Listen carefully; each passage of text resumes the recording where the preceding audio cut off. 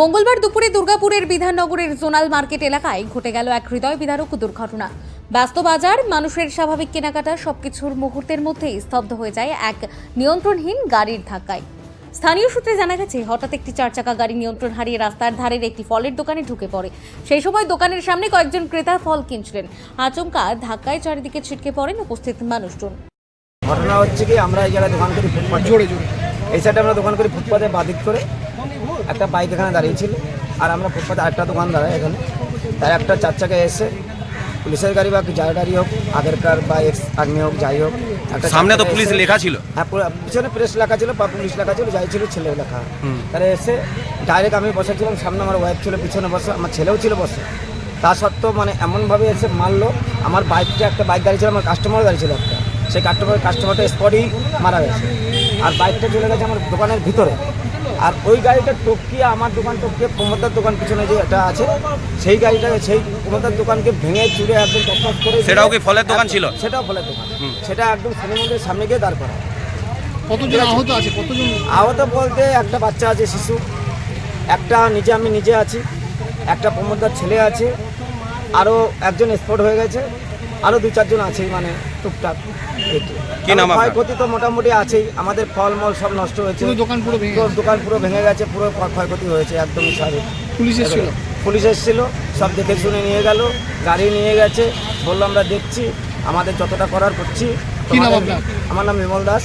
এই দুর্ঘটনায় গুরুতর জখম হন 55 বছর বয়সী গোপাল প্রসাদ বার্নওয়াল নামে এক ব্যক্তি। তাকে দ্রুত উদ্ধার করে দুর্গাপুর মহকুমা হাসপাতালে নিয়ে যাওয়া হলে চিকিৎসকেরা তাকে মৃত বলে ঘোষণা করেন। এই ঘটনায় এক শিশু সহ মোট 3 জন আহত হন। আহতদের দ্রুত হাসপাতালে নিয়ে যাওয়া হয়। হাসপাতাল সূত্রে জানা যায়, শিশু সহ একজন বর্তমানে আশঙ্কাজনক অবস্থায় চিকিৎসাধীন রয়েছেন। অন্য একজনকে প্রাথমিক চিকিৎসার পর ছেড়ে দেওয়া হয়েছে। ঘটনার খবর পেয়ে দুর্গাপুর নিউ টাউনশিপ থানার পুলিশ ঘটনাস্থলে পৌঁছে পরিস্থিতি নিয়ন্ত্রণে আনে। দুর্ঘটনাগ্রস্ত গাড়িটি আটক করে বিধাননগর ফাঁড়িতে নিয়ে যাওয়া হয়েছে। গাড়ি চালক, যিনি সিআরপিএফ এর অবসরপ্রাপ্ত আধিকারিক, তাকে জিজ্ঞাসাবাদ করা হচ্ছে।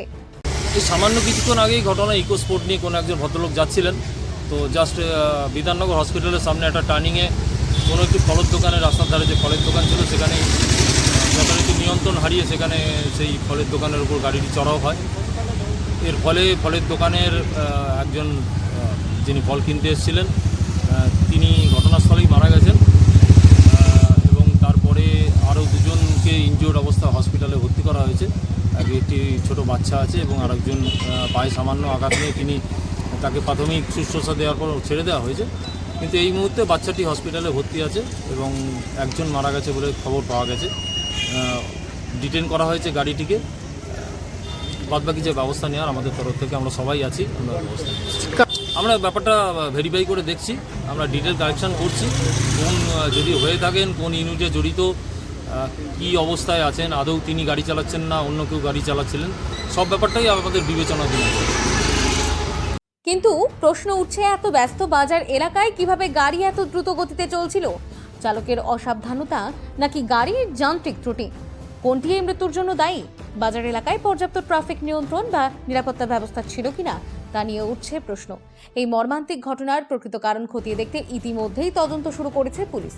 দুর্গাপুর থেকে বিধানচন্দ্র গাঙ্গুলির রিপোর্ট, বঙ্গলেখনী।